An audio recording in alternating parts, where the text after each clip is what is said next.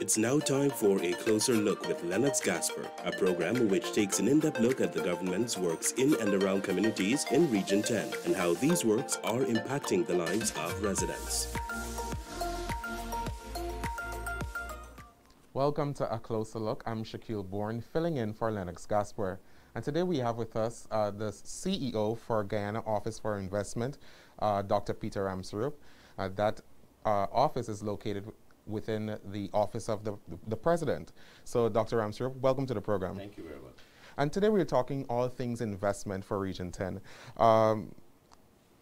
As the head of Go Invest, what can you tell us about the level of interest shown by investors, both local and foreign, in Region 10? Well, overall, I mean, I like to just put a foundation to your question. 2020, when the administration took office, and during the campaign coming up to election, our now President, Dr. Ali, campaigned across the country for a vision of economic change, leadership, and made many commitments throughout the country. I had the great opportunity, 6 months of the campaign, I was assigned to Region 10. So I've traveled in depth around the region, looking at where opportunities is, committing to the residents there in terms of what the government plans to do in their term of office. We all know that Region 10 was neglected over the previous 5 years. There was no major investment. I remember during the campaign, I struggled with talking with people that lost their jobs because the previous government couldn't negotiate with the bauxite companies, and rather people lose their work than figure out how to negotiate. And it was a sad case for Region 10. I mean, Kokwani, Linden, and as we campaigned, Minister Todd and I, Bishop Edgell, we made some commitments that we will implement our President's plan for Region 10. And I'll start off with one significant investment that happened recently. During the campaign, we made a commitment that we will open the Linden call center, which was closed 2015, 2016 when the previous government came in. They had hundreds of people working there. The building was refurbished, and we went looking for an investor. We actually, government, our office, went looking for an active investor. And we found a very viable investor that actually took over the building in 2021, in October of 2021. His commitment was in less than 3 months. By the 31st of December, he said, Peter, I will hire 150 people from Linden to do call center work. He did that. His other commitment is by July of this year, 2022, he will be up to 250 people. We'll be doing a visit next week to Linden. Why is that important? The average salary is in that region before that was maybe 40, 50,000 people. Taxi drivers used to drive on the roads and they never had any passengers. The median salary is about 80, 90,000, and that's just the base. Each worker has the ability to make more money. So I watched 150 people showed up. I mean, we want to make sure they all have their vaccines, and so that was a commitment we made during the campaign. And that's mostly the nation's youth that got employed. Yes, and the president made sure that he told us, he says, anything we go out and we tell in any region in the country, we have to deliver. So that's one proud checkbox that I believe we delivered within Linden and Region 10, 250 people by mid-year this year, and there's room for expansion in the area. So the question about what is the investment climate and what people are looking for. We know, well, the bauxite industry is strained right now with the COVID, the shipping costs, the movement of goods around the world. That has come to a slower, but I believe that is an industry that will be revised aggressively. Guyana have great bauxite. Investors are looking at potential refinery in the area as we bring cheaper energy. Amalia Falls, another thing the previous government stopped, that would have changed that region. We find that you're going to find a lot more investors coming in. The climate is great for Linden and Region 10, and I don't want to just focus on Linden. Region 10 has always been known as an agriculture and manufacturing region. Potential. Yes. It's a region that is rich in soil, it's rich in many natural resources.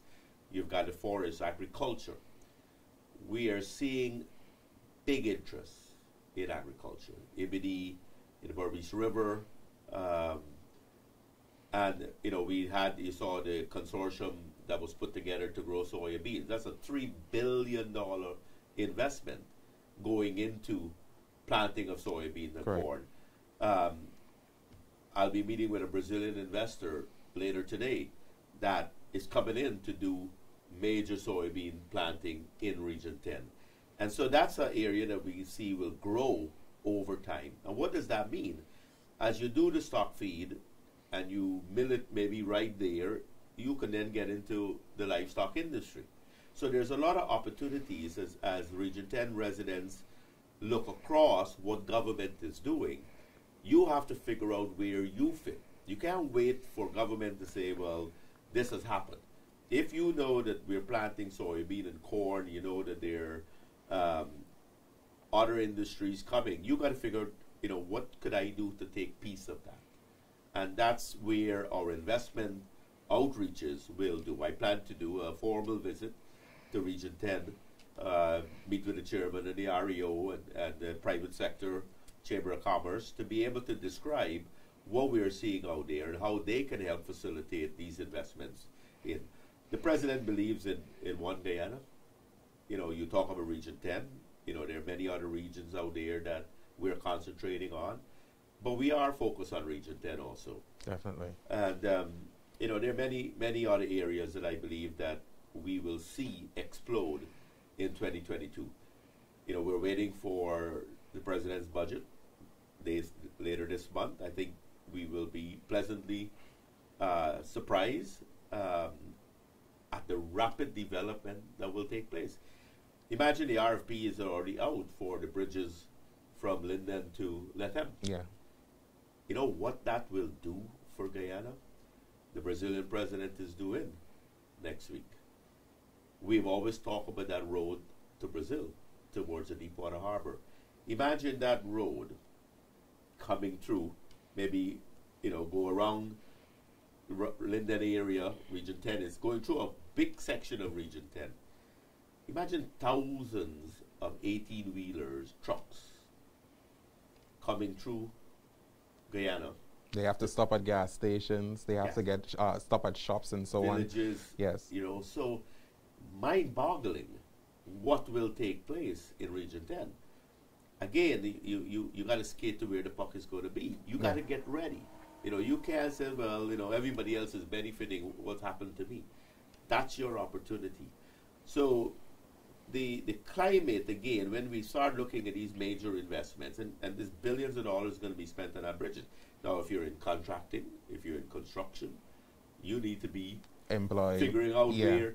One of the things that the president has really pushed that I believe Region 10 probably needs to be more aggressive on is consortiums. No one of us is big enough to do 5 bridges or to do 3 bridges. But if you come together, 4 contractors, and says, okay, let's put a bid in. Let's see if we can win 1 lot. That's what you have to do. The other part that recently happened in Linden specifically is in the construction industry. We had an investor that put a few $1 billion into setting up a cement batching plant. They're building hundreds of houses in the area.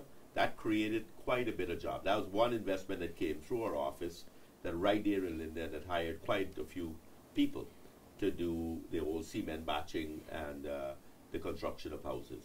And of course, these investors, whatever is the plan that they have, there are a lot of spin-off effects as well. So it's not just the immediate employment from a specific project. Yes. It's also the spin-off effects. You're building houses, people are going to come in to buy houses, communities expand. Then, Yeah, of course, who's delivering the sand, who's doing the painting, yeah, right? And again, these are all pockets of opportunities that, as you listen to this program out there, you may be a painter, right?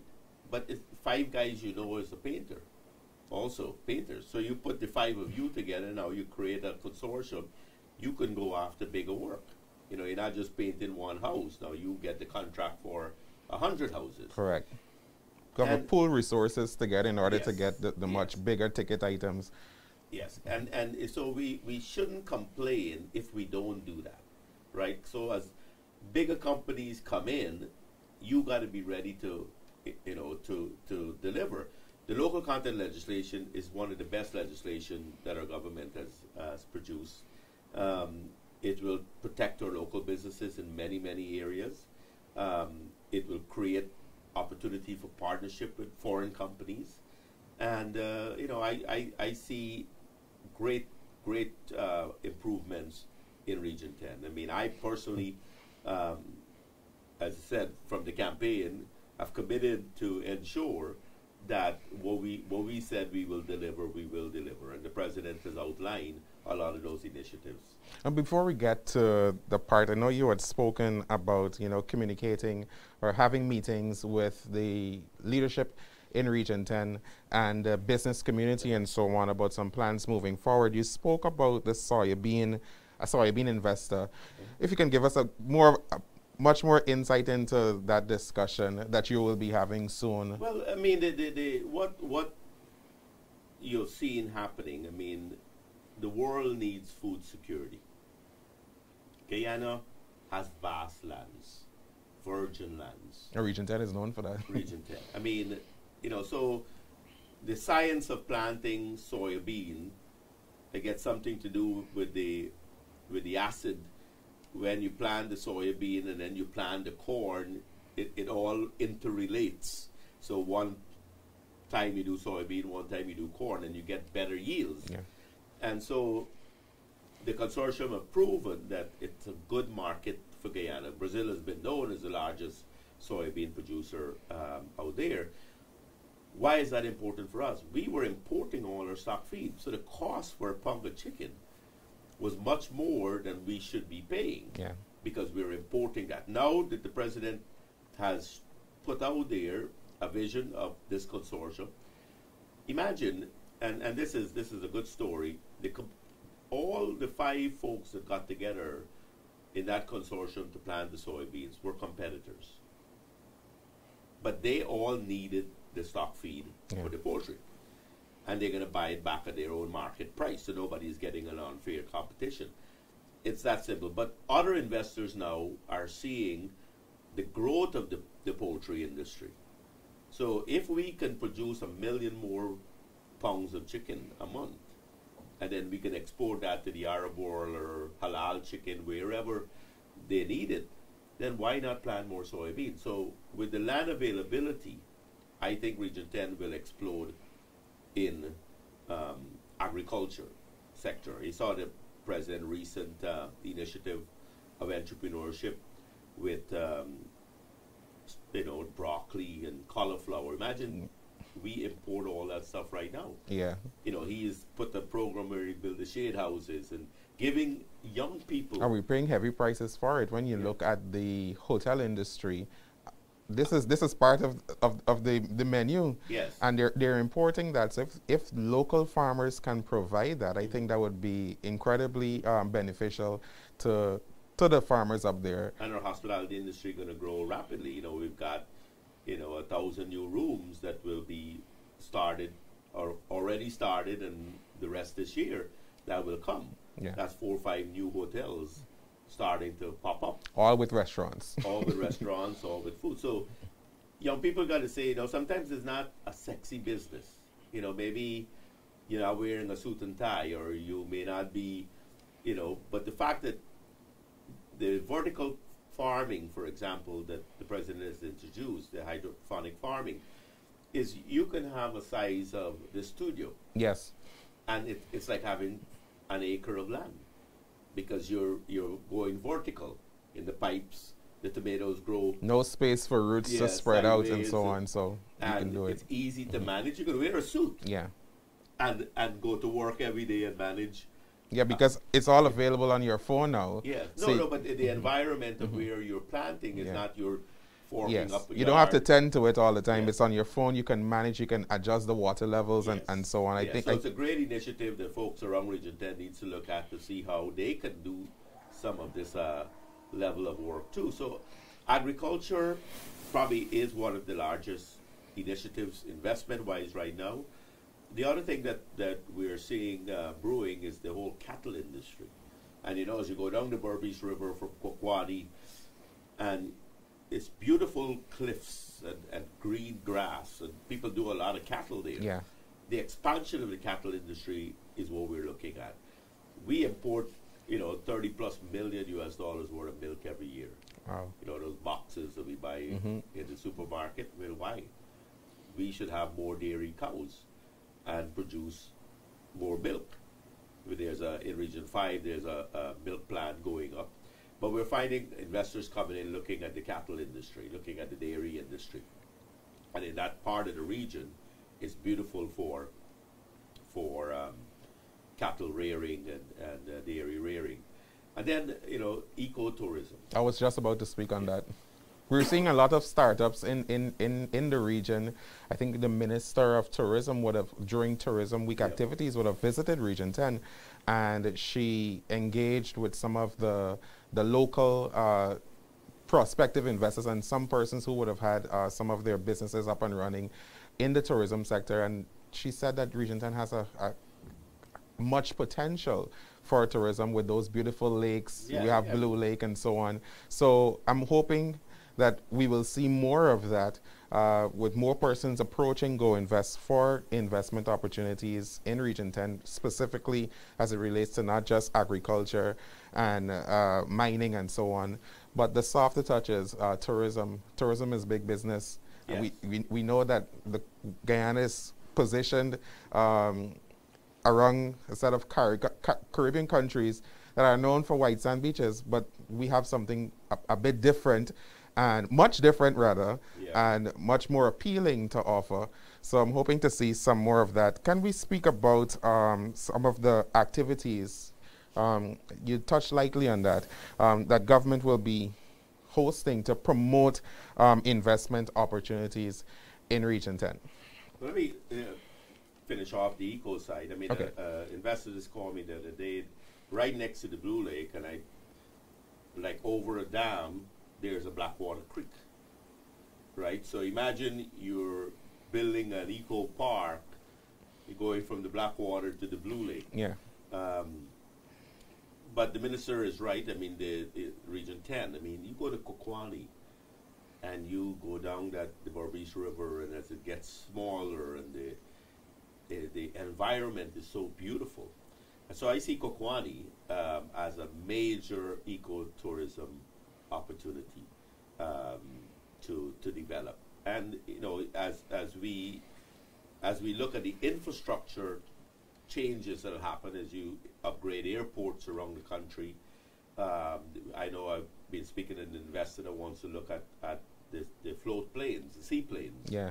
It's easier now to fly in and land right in Kokwani or right on the Blue Lake, and able to go much faster. So those are all infrastructure components that we're also paying attention to in the area. But in terms of promotion, we plan early this quarter to again do the formal visit into Region 10 through Linden, Kokwani, Aituni, other parts, and really meet with senior business folks to let them know what government incentives are there to offer. For example, if you're in tourism, if you're building a 8-cabin lodge, there are concessions that is allowed for that. You building materials, your ATVs, your maybe your kayak and other components would be considered tax-free. for you to develop that opportunity. So there's significant incentives in the tourism industry. So we want to be able to promote and encourage folks, to look at their own local investments. And so far, all the investments that have come to Region 10 has been locals. I mean, overall in Guyana, 64% of the investments that happened in the country were from local Guyanese, which is good. Yes. Right? But I believe as we do that, we'll get a lot more, when foreign direct investors come in, they want to know that you thought it was a good business. Indeed. Right? Because they're going to say, well, why, if you think it's good, why did you Why should do it? I? Yeah. So that's why I tell folks, even if you start small in ecotourism, in agriculture, in mining or logging or sawmills, you will find bigger players coming in that want to partner, because then they will have the capital to infuse it, at a quicker level if that's what you're looking for. I'm glad that you spoke on the concessions that are available. I think a lot of persons, particularly local investors, small-scale persons with small businesses we're speaking about, that might want to branch out into something. They might see a beautiful idea online or right here in Guyana, but they don't know where to begin. And so you're saying that Go Invest is a good place for them to go to get the necessary information. Yes, well, I mean, again, there are different agencies. Small Business Bureau is there, for small business opportunities. We are looking at not exactly small opportunities, but things that is growing. Okay. So yeah, between the different agencies, we can guide you, whether it's a Small Business Bureau, better to see, or whether there's a partner looking for, you say you have land on the Berbice River that is great for eco-lodges. And an investor comes into Guyana and says, well, I want to do a large-scale eco-park. Then we would love to match that up. Right? Yeah. So the more information we gather, the better off we can facilitate partnership investments going forward. And that's what the visit to the region would do. Great. Now let's look at things on a more macro level. You spoke at the beginning about the government's vision for development of Guyana, and how is Guyana positioned to benefit from the added interest shown by investors on the macro level? This is looking at the big ticket items that will develop the country. Well, the first big one, I always want to remind people, the 2020 proved to the world that we believe in democracy. An investor looking at Guyana from the outside, they want to ensure that democracy, the country is stable. Correct.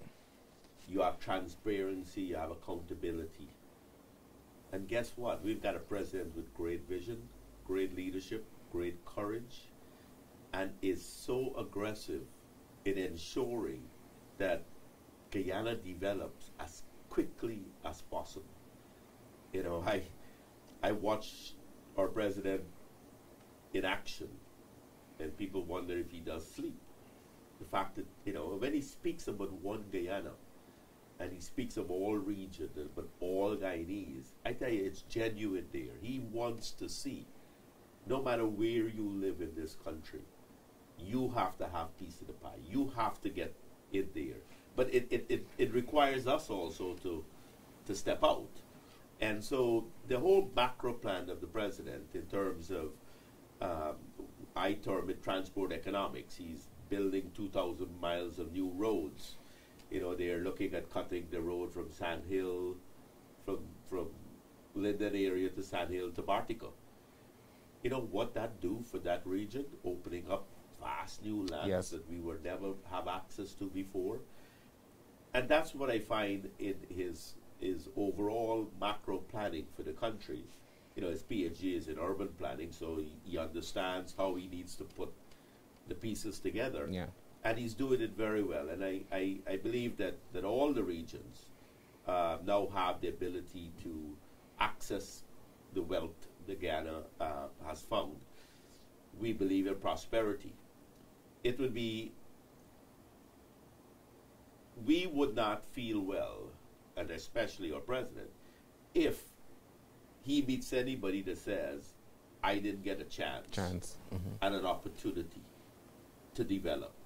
And that's where, again, it's a push and pull. You know, the president, the government is putting things in place. We now have to grab those opportunities. And the worst thing we could do is feel like we're victims. The worst thing we could do is say, wow, people forgot us in any village or in any region. You've got to get up and grab it too. You've got to know that I want part of it. So let's get that developed. Going back to the shade houses the president proposing. If I was sitting in Ituni and, you know, say the logging is slowed down or the bauxite is slowed down, well, maybe I can get into that kind of agriculture. You know, going back to the call center, I mean, it's now opportunities for young people to make sure you got your communication skill in place. You know, learn some computer courses. You know, the president put 20,000 online scholarships. I hope people have signed up for those courses. Yeah. You know, so many courses available out there. You have to develop yourself too. So his overall macro plan for Guyana is very forward-thinking. It's measurable. Every year we're getting to see results, and by the end of his first 5-year term, you will have a Guyana you and I couldn't imagine. You know, I tell folks, as I sit in my chair, I said, no matter what we dreamt of, your grandparents and your parents used to say, I wish this could happen. I wish we could get there. We have the chance now to change Guyana. We will be a totally different country, but we have to do it sustainable. Yes. We're protecting our environment, defending our environment. We're ensuring every opportunity is for all Guyanese. And, you know, you couldn't ask for a better vision of a president to go to different regions and ensure that it's being delivered. You know, he's still not out there all the time now. He's so busy trying to get the basic and the foundation done for this radical change to happen. And I know Region 10 has a special place in the president's heart because he did visit, that was where his first outreach was when he took office. So having a proper plan and engaging investors and so on to develop the region, we know, judging from his first engagement, major engagement with the people of Region 10, we know that that region is at his heart. The call center would bring significant benefit to the working community in Linden, especially the young, because we would have had a number of persons coming out of high school and with nowhere to turn, and technical vocational institutions, and they have no means of employment. So I think that this has been a plus for Linden and Region 10, having the call center there, because it has absorbed a significant portion or a segment of the young that are willing to work. And so we want to express our gratitude to the administration in implementing this process. You know, we know that it's just a start, because there has been promise of an increase.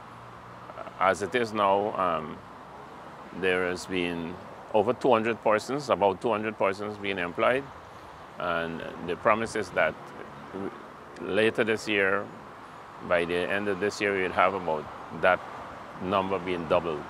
So we appreciate that very much. We, from our many travels, would have recognized we have vast intermediate savannas that are potential for great things, such as the soybean and corn. And so we were advocating for that over a number of years, to maximize the potential of the Linden and Region 10.